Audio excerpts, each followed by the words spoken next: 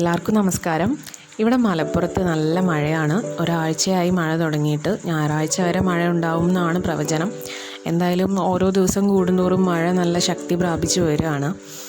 ഈ ഒരു സമയത്തിനെയാണ് നമ്മൾ ഋതുസന്ധി എന്ന് പറയുന്നത്.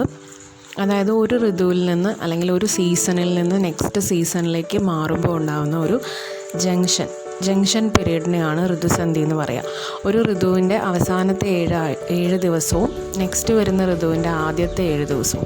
അപ്പോൾ ഈ സമയത്ത് പൊതുവേ നമുക്ക് അസുഖങ്ങളൊക്കെ വരാനുള്ള ചാൻസസ് കൂടുതലാണ്. അസുഖങ്ങൾ in the sense cold, cough, fever അതുപോലുള്ള അസുഖങ്ങൾ. കാരണം നമ്മുടെ ഇമ്മ്യൂണിറ്റി പവർ ലോ ആവും. നമ്മുടെ മൊത്തത്തിൽ ശരീരത്തിൻ്റെ ശരീരബലം കുറഞ്ഞിരിക്കുന്ന ഒരു സമയമാണ്.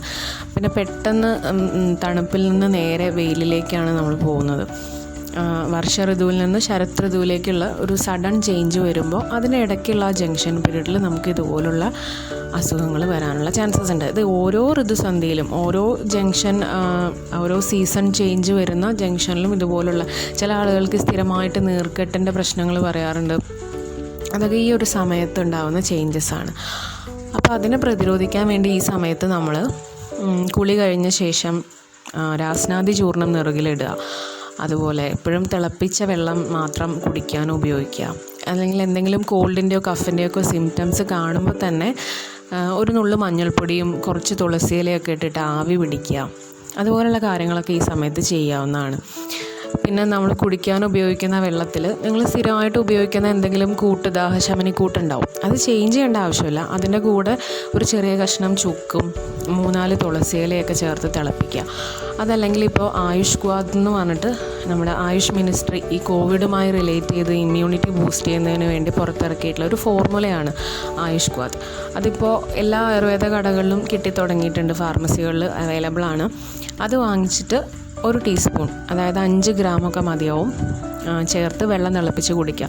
അതിന് കഷായത്തിൻ്റെ ടേസ്റ്റൊന്നുമല്ല, ദാഹശമനി ചൂർണം പോലെ തന്നെ ഉപയോഗിക്കാവുന്നതാണ്.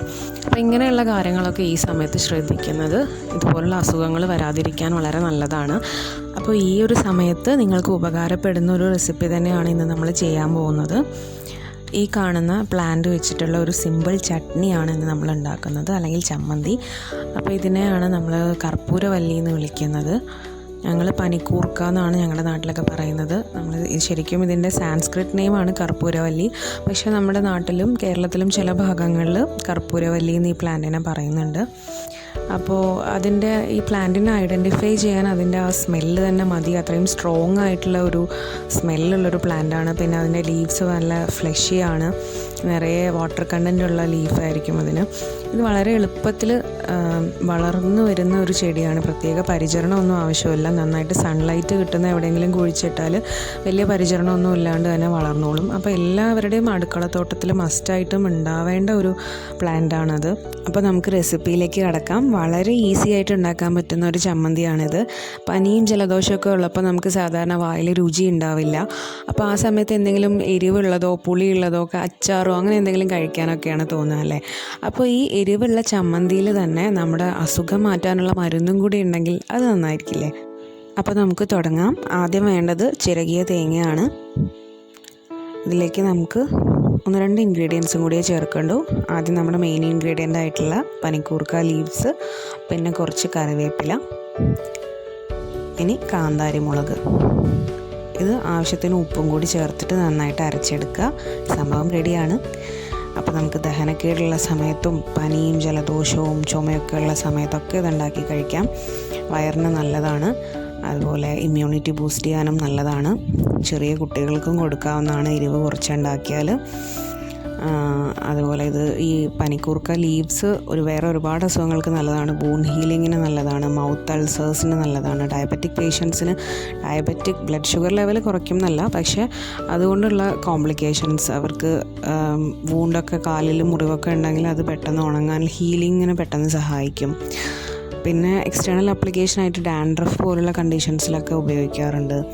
സ്റ്റീം ചെയ്യാൻ, കോൾഡും കഫൊക്കെ ഉള്ള സമയത്ത് സ്റ്റീം ചെയ്യുമ്പോൾ നമുക്ക് ചെസ്റ്റ് കഞ്ചഷനൊക്കെ ഉണ്ടെങ്കിൽ പെട്ടെന്ന് ആശ്വാസം കിട്ടും. ചെറിയ കുട്ടികൾക്ക്, മാസങ്ങൾ മാത്രം പ്രായമുള്ള കുട്ടികൾക്ക് ജലദോഷമൊക്കെ വരുമ്പോൾ ഇതിൻ്റെ ഇല വാട്ടി പിഴിഞ്ഞ് നീരെടുത്ത് കൊടുത്താൽ മതി, കുറച്ച് തേനും കൂടി ചേർത്തിട്ട്. അതുപോലെ ഒരുപാട് ഔഷധ ഗുണങ്ങളുള്ള ഒരു ചെടിയാണിത്. അപ്പോൾ രസം ഉണ്ടാക്കുമ്പോൾ അതിൽ ചേർക്കാം. കാരണം ഇതിനൊരു പ്രത്യേക ഫ്ലേവറും സ്മെല്ലും ഒക്കെ ഉണ്ട്. അപ്പോൾ ഇങ്ങനത്തെ ഔഷധ സസ്യങ്ങളൊക്കെ വീട്ടിൽ അവൈലബിൾ ആയിട്ടുള്ളത് കഴിയുന്നതും ഭക്ഷണത്തിൽ ഇതുപോലെയൊക്കെ ചേർത്ത് കഴിക്കുന്നത് ആരോഗ്യത്തിന് വളരെ നല്ലതാണ്. അപ്പോൾ എല്ലാവരും ട്രൈ ചെയ്ത് നോക്കണം. നിങ്ങൾക്ക് ഈ വീഡിയോ ഇഷ്ടമായെങ്കിൽ please do like, share and subscribe my channel for more. Until next time, stay safe, stay healthy and happy cooking.